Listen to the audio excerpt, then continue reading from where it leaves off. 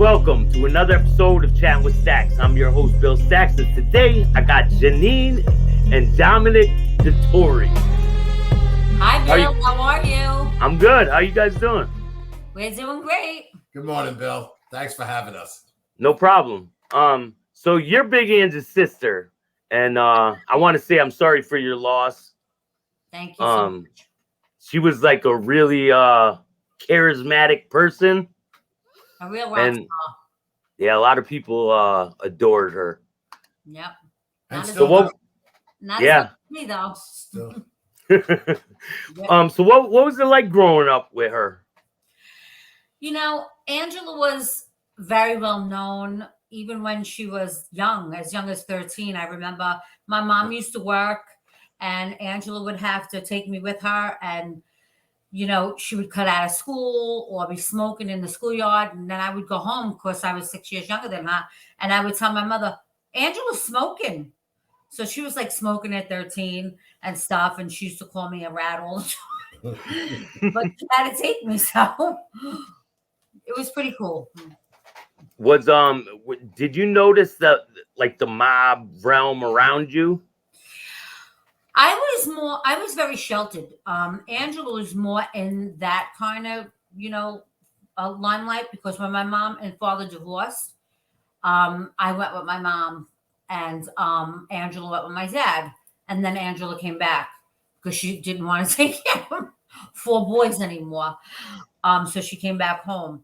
But yeah, growing up with her was like, it was cool. She was so cool, you know. She was working in the bar and she knew all these guys and they were handsome, you know. It was just like almost like a movie, like the movie Casino. That's how I can envision it. Like, and she was Sharon Stone, and she was the cool one, you know. Always like that, always. Trendy dresser, you know, always was ahead of the pack. She could take a jacket, a shirt, and put it with a pair of slacks that nobody would think about doing and come up with an outfit. And she was really good like that. Yeah, she was a hard worker too from the time she was a kid, because she always wanted like better clothes and more furs. I mean, when my sister passed away, she had over 40-something fur coats. Yeah. Wow. Yeah. Was it like a shock when she passed away, or was it? Listen, to this very day, it's a shock. I got to be honest with you, because the relationship, we're 7 brothers and sisters. Okay. Yeah. And I'm the youngest and she was number 5, but it's a shock still to this day because, I never was without her. So I had a lot of, me and her 30, 40 times a day was nothing. Synergy. Talking, it was almost like a twin. Yeah. You know, that kind of relationship. Like a best friend twin, like we could finish each other's sentences, know what we were thinking. I could look across the room and know what she's thinking about the person sitting next to her. And I'm going, they can see you. You know, they're there. Shut up. It was a lot of fun. They could be on the phone between 30 and 40 times in a day. They'd have to call each other back. And weird thing is, sometimes like we're laying in bed and watching TV, and she'd be on the phone. I'm like, and then just hung up 2 minutes before. And they're talking. And I'm like, they're watching the show. She's watching the same show and they're talking about it at the same time. Like, crazy. Yeah, it's like they're watching the show together on the phone. Yeah. Yes. Yeah. So when she started dating all these mob guys, because I seen a video recently about her, and she's like, I love the mob guys. Yeah. Do you have any stories with her when she was dating these mob guys? I have a really funny story, actually, because I was, like I said, very sheltered. And I got married very young the first time, and I was only 18. So I got divorced in literally 6 weeks. And I didn't want to go home. So I wanted to really, be out of the house now at the time. So she said, let's get an apartment together. She already had Raquel. Raquel was about 2 years old. And I said, okay, let's get an apartment. So we got an apartment together, the 3 of us, me, her, and her daughter. And I didn't have the rent money. So she says to me, listen to me. You're going to go out with him for like a date. Just have dinner. You know, he's going to give you a 5-pound box of shrimp and he's going to give you the rent money. I'm like, what? What are you talking about? She's like, just want to have dinner with you. Don't worry about it. And I said, okay. So I went and she kept calling and she kept saying, did you get the shrimp? She didn't worry about the fucking money. She was worried about the shrimp. I'm like, I got the shrimp. I'm like, leave me alone. The 5-pound box of shrimp. She wanted the shrimp. Okay. That's hilarious. But that's all. You know, she was so much fun. She really was. Yeah. So much fun. The bar name was Drunken Monkey, right? Her bar was Drunken Monkey. She first had Nocturnal, which was on Highland Boulevard. And then she had Drunken Monkey, which is still there. That was Funky Monkey. She had one in Miami and then one in Zumbo. Yeah. Are they open still or no? No, the only one that's open is the one on Forest Avenue. Yeah. Do you guys run it or no? Or are you guys associated with it? Nothing to do with it. No. They sold it after her passing. Yeah. It's not a shell of what it used to be. Yeah. And now it's especially with her not there, it's not probably not the same. Yeah, we'd watch the show every time, like all the fans. We would have like dinner there. My cousin Sally Ann would cook. Like it was really nice to go there and watch the show, you know. Yeah. And I miss it so much. I miss everything so much. Just life with her in general, I miss. So when you were coming up after you got divorced and all that, what happened next in your life? Like what was the next chapter? The next chapter in my life was, you know, I worked 2 jobs. I worked after hours, believe it or not, which I didn't even know existed, but I did. She's like, you gotta get, you know, she was working in this after hours. And she says, do you want to work tonight, you know, to make more money? I said, all right. So I would say okay to anything. So I'm like, all right. I don't know how to make drinks, but she goes, no, I'll make the drinks at the bar and you'll serve. And that's what I was doing, you know, with her for a while. We lived together in that apartment for, I would say, about 3 years. And then we went back home to our mother's.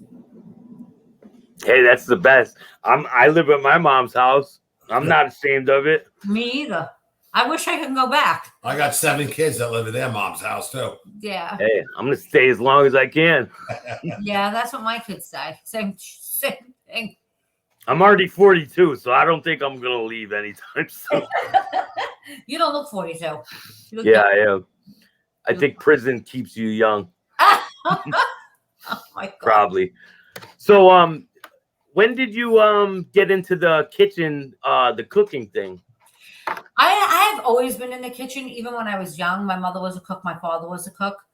And then I went on Instagram and I started messing around and, you know, cooking on there a little bit. And then my kids are like, oh, you got to upgrade. You got to go to YouTube. So they made me the YouTube channel.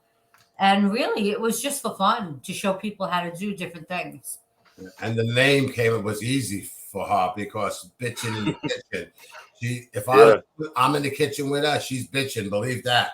Yeah, because all he does is shake the pan, and you know how they shake the pan, and then the food. I'm looking at where's this food gonna go? If he, God forbid, drops the pan, the food, I gotta start cleaning this shit up now.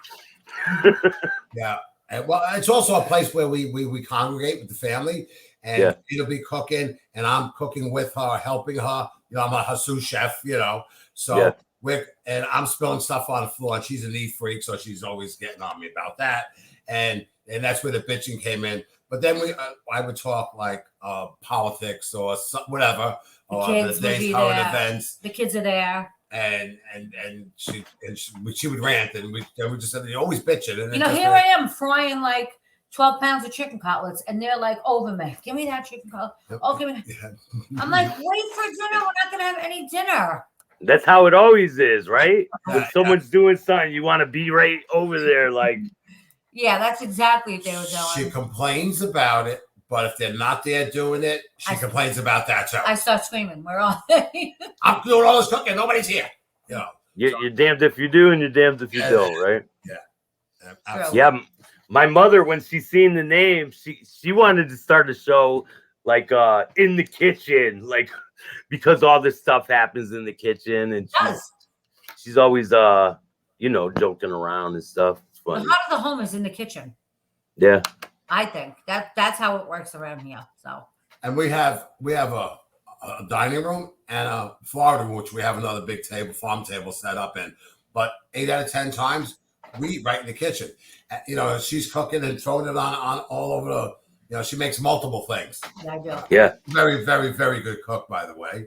And so she's cooking. As she's cooking, we just stay there. We stay in the kitchen. So is your book like more like a cookbook, or Okay, is it like recipes or? Yes. So in the book, you will find my family recipes. My father, my mother, a lot of people, recipes that I've done, and some of them I've changed to my liking. You'll also see beautiful pictures of the food. You'll get a little story on the side, and you'll also get pictures of my family because I named the things after people in my family. I'm going to show you. Your favorite dishes you would take, Here. Like this one is Sunny Sports Italian mascarpone cheesecake. So my father's name was Sunny, and they from Sunny Sports. So I named that recipe after him. Yeah, that's awesome. Recipe. It was his recipe. He was great. And then there's like a little blurb which says, "My father made this recipe. He was a serious cook in the kitchen. Even if we had cell phones, he would have thrown them through the wall, just to prove a point of family first. Let's take our homes back from all the technology advancements." That's good stuff. You get like little blurbs with it, and then there's going to be a picture like of my father, like when he was in his 20s. Yeah. And it's an old picture because my father was born in 1912. Wow, that's one of those pictures where they hold the thing up like. And she's not kidding when she said he would throw it through the wall, because her father was like Johnny Atlas. He was a strong man. He was a strong. Yeah, like bodybuilder guy. Yeah, he had very big, and what's funny, like this part of your arm, the forearm, it almost looked like how Popeye the cartoon is. And like Popeye, I used to look at it and then watch cartoons and go, he must be Popeye. It's really cool. So now when Big Anns was doing the bar and all that, when did they approach her about doing Mob Wives? So I think it was the middle of season 2. Yes. Was it middle of season 2? Like the middle of season 2, they needed somebody kind of fresh. Okay. And my sister got hired as a part-time only. But she hit the airwaves and it went like boom, like a firework. Yeah. Her second episode, she was trending. And my sister really was never an animate speaker. Not a person that can go up to like a podium and speak about something. She's kind of like shy, like the background. Like at my daughter's communion, just say, I said to her, "You're going to make the speech, because you're her godmother." And she was looking at me like, "I ain't making that speech. What are you, crazy?" So she would like have somebody go up with her, like, and say it. Like at her daughter's 21st birthday, I had to make the speech because she wouldn't say it, but I would be like, "This is for my sister," because she can't speak. That's how she was, though. Actually, I think that they approached her like the season before, and she was afraid to do it, and then she talked to Janine. Janine said, "What are you, crazy? Yeah. What do you got?" They hired her for 3 episodes. So she said, "You got 3 episodes, big deal. It's 3 hours, Unfortunately, it takes 10, 20 hours to film each episode, but she said it's 3 episodes. If you really feel that uncomfortable with it, you won't do it." But the show needed a spark. The show needed someone who was real. To kind of tame the other girls, to be like Switzerland, to be the happy medium in it. And she just blended so well, Yeah, she did. She was not on anybody's side. She was her own self. Yeah. She was her own self. Was she worried about what other people were going to think of her going on the show? Because you know it's a lot of controversy. Angela never, ever, ever cared about what people thought about her. She never cared. If they didn't like her lips, they were too big, and they would say something, she'd be like, okay. If they thought like she had a deep voice like a man, she'd be like, okay. All that negative stuff rolled right off her back. Me, I'd be sweating. What are they talking about? Retweeting. What are you talking about? My sister. I would be I'm more of the fighter, and the one that's more loud, she would be more. Don't even worry about it. Don't even upset yourself. Listen, I'm going to tell you something quickly. She would tell people, keep it up, and I'll call my sister. Yeah. Yeah. Because you were the ferocious one, right? I'm 5'1". She's 5'10", and people would be looking like, okay, what the hell's going on? Well, I guess if you don't know Janine and you didn't know her sister, you would say, wow, if she's 5'10" and she's going to get a sister after me, she must be like 6'7". Yeah. Then I walk in at 5'1". I think I'm 5'1" with high heels on. Did she date any like more well-known people that were in that life? Several of them, but I'm not telling any names. What? Yeah. He asked if she dated any well-known. Several. Oh my God, yeah. Yeah. Tons, right? Like she loved them guys. The video I seen, she was like, I love wise guys. Yes. I don't care. She loves the cars, everything, the way they dress. The stories are in the memoir. Not in this, naturally. They're in the memoir. I'll put a link for that so people can go for it.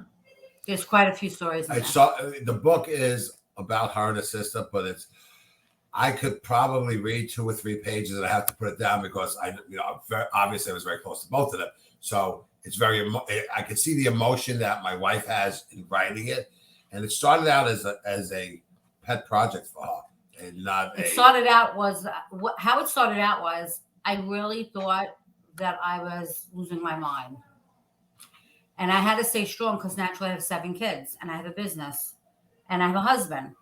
So I started to go to the doctors and stuff. A couple of times I went to ER because I thought I was having a heart attack. My daughter thought she was having a heart attack, took her to the ER. And I thought maybe I had something wrong with my brain. And then I started to say to myself, my father had Alzheimer's. And I said, oh my God, what if I forget my sister and all those fun times that I had? What would I do? You know, so sometimes I think of the movie The Notebook, how the husband reads the stories to the wife. And I started to write. And I had a blogger that used to blog for us for our show, and which was the Staten Island Hustle.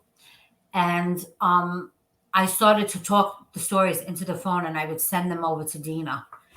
And it just took shape, this book. That's exactly how it happened. That's the book, the memoir. It was out of like nowhere that it became a book. Yeah. And then when the publisher, Wahida Clark, found out that I was a cook and I was the meatball queen on the Big Morning Buzz, he said to me, why are we not doing a cookbook? You're a cook. So I said, well, because this book for my sister is my baby. Like, this is a gift for her. She says, I know, but this could lead up to the meatball. I won't give the meatball recipe out, not even in here. But it is in the memoir. Like, a lot of the newspapers called me when my sister passed to ask me to put it in the paper, and I refused. Even before I knew I was having a book or anything else, I said no. So I decided in April that this was going to be her June 30th present. Okay, her 61st birthday present. So I had from April to June 30th to get this up. It came out first on Kindle. You did it that fast? I did it that fast. I said, I have to do it. I have to do it. I have to do it. No matter what, I have to have something for her birthday that's over the top and something that I have to give her. Yeah. I haven't given her 5 birthday presents already. She would probably be killing me. Oh, for sure. My sister always wanted a birthday party and a birthday present. Literally. Yeah. Her 55th birthday, she drove me crazy. But looking back now, that was her last birthday. Had I not done it, I would have been on the floor dying right now. You know, I want the birthday. I want a birthday. I want it to be black and white. I want everybody to wear black and white. I want Chanel. I want the, and I did it. After all the things that I do, I fit it in and I did it. And now that I go back to the pictures, I go, oh my God, it was the last birthday. Yeah. Yeah, but Janine is also an obsessive. If she has that, once she says that she wants to do something, she don't sleep. She'll just keep writing and figuring things out because that's how she is. That's just my personality. Yeah, like a lot of people just give up, you know?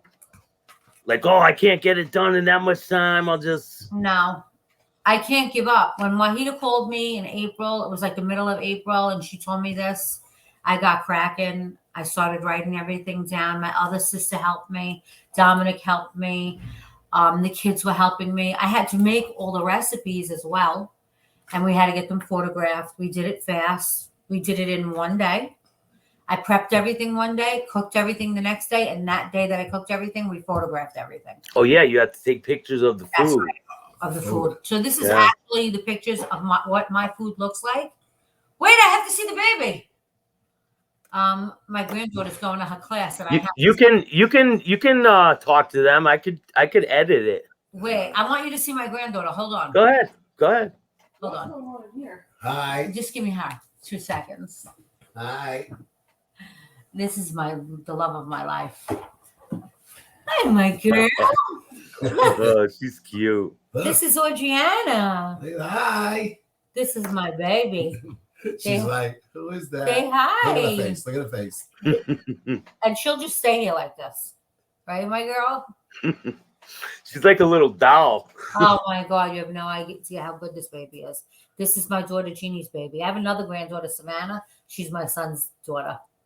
Yeah, congratulations. Coming in 2 weeks. And we have another granddaughter coming in 2 weeks. Another granddaughter. Right? We're so lucky. My daughter. Thank God I'm done with all the babies. I have one daughter. She's 16. I'm done. All done. Give me a kiss, my love. Oh, look. She'll hug me. Look. I love What's to say? We're going to the mommy and me class. She's going to mommy and me now. Okay, say bye-bye. Say bye-bye. Bye-bye. Say bye. Yeah. I'll see you guys later. See you later. So, Look at the face. He's like, what are they doing to me? is there any other stories you could tell me about Big Ange? Maybe situation you guys went through or anything like that? Let me tell you something. What about the North Carolina? No, I don't know. Let's tell a nice tender story. So my sister comes home on February 12th from the hospital. So many things going on, her surgeries and this, and they finally released her on the 12th. And it was a Friday night, 2016.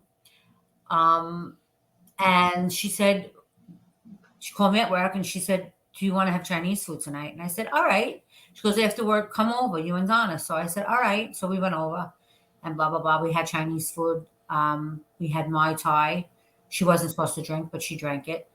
And we sat in the basement and we watched DIY TV. And all she talked about, I mean, now this is a woman that 6 days later died. Okay? 6 days. And we didn't, if you would have told me my sister would have died, I would have said, now stop yourself. You know, because to me, she was invincible. Then there was no way she was giving up. And she would really fight with me sometimes on chemo because I really pushed the chemo a lot. And I do regret it sometimes because I feel bad that I made her go through that, but I was trying to save her life, in all honesty. I didn't think this would happen. Yeah. So she would be like, when I get better, I want to take Jeannie on vacation. She was always thinking about somebody else because my daughter was going through something then, and I want to help her. And I'm saying to myself, looking back now, this is a woman who had stage 4 cancer. 6 days later, she was gone. And what was she talking about to me and her, like the 3 sisters sitting there? She was talking about somebody else. Yeah. She wasn't saying, Janine, my legs hurt. Or Janine, how she can help someone else. Right. She was now still, after all of the surgery she went through, the chemo, the immunotherapy, my sister had so many surgeries, so many. It has to be at least 10. From April to February, at least 10 surgeries she had. She had cancer She had 14 lesions in the right lung. She had half of a left lung. She had 3 in her chest, 3 lesions in her chest cavity, 2 on her adrenal gland, 7 lesions on the brain. And this Wow. that's sitting there, okay, with no hair, as beautiful as can be, because she had a beautiful face. And she's talking about my daughter. I'm like, how? I would be like, oh my God, you have to get me something. Rub my feet. But I would be in psychosis, I think. Crazy. My mother had cancer, breast cancer. She went through chemo, all that radiation. And how was she? She was really sick. She was on the floor. She doesn't remember any of it. Yeah. She's like, I was fine. I'm like, no, you weren't. You were not fine. See what I mean? There are people like your mother. You Yeah. know, God bless her that she made it through. Yeah. I'm like, this is what I call bravery. This is such a brave woman. Like that's how I seen her. Like, how do you sit there and you're taking the chemo? I mean, we were at every single chemo. We never went without. She never went without me. Yeah, I went with my mom all the time too. I would go with my You would mother. sit there, right? And Yeah. I'd be the same thing. I want to bring something up. Is it Monday night, the 30th? Monday, August 30th. Yeah. All right, August 30th, which is this coming Monday evening at 7 o'clock. Janine and I and Dolores Cattina from the Catania from Real Housewives doing a woman empowerment dinner at and the book launch at Bice at 15 Watt Street in Manhattan. And the tickets are $55. And you get dinner and everything. You get dinner, you get a nice gift bag. It's really nice. So they'll be doing that Monday evening at Bice, BICE, at 15 Watt Street in Manhattan. In Soho it is. And people could get tickets and come down and see, and Jean's going to be autographing stuff for them, and they get a nice gift bag. And where you going to go for $55? Get a complete dinner. So, maybe I'll try to go. And you see us. I could take the train out there. Take your mother too. Yeah. Well, she's going on vacation. She leaves Sunday. Oh wow. Could you take me? She's going up to Maine. That's all right. Nice. I love lobsters. The cabins and all that. Oh, that's nice. That's nice. I want the people to know that it's Janine Detore. You can get it on Instagram because you can buy the book on Kindle right now. The book is available hardcover, softcover, Kindle. Pre-order naturally. This book, Angela, my sister, my friend, Our Big Journey, will be March of 2022. That'll be out, and this one will be. This one will be shipped to you, I think, by November. So you pre-order it now. Yeah, on Amazon, right? Yep. But they could check out Janine Detore on Instagram, Facebook, and Uncle Dom Detore. And I'm Uncle Dom Detore on social media.